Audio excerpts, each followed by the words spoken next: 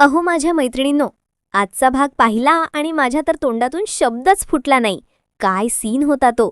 मंजू देवीच्या गाभाऱ्यात पोहोचते आणि तिथेच अचानक कोसळते, बेशुद्ध पडते.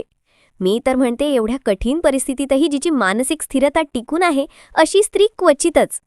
आणि पुढचा क्षण तर अक्षरशः हृदय पिळवटून टाकणारा.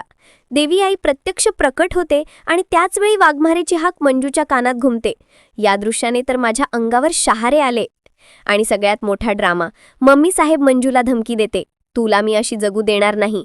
पण आपला बलमा थांबत नाही. तो आवेशात म्हणतो, सत्यासाठी मी काहीही करायला तयार आहे. इथे तर मी स्वतः खुर्चीवरून उठून टाळ्या वाजवल्या.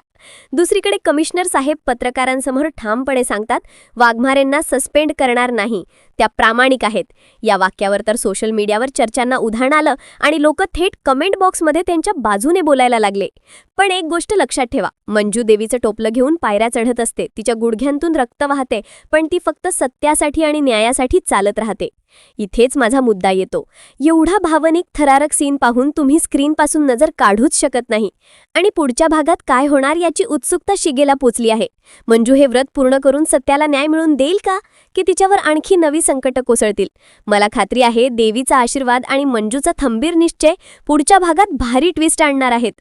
आता तुम्ही कमेंट करा, तुम्ही मंजूला हक्काने प्रोत्साहन द्याल का, की तिला थांबवून स्वतःची काळजी घ्यायला सांगाल? तुम्हाला काय वाटतंय? सबस्क्राईब करा लगेच.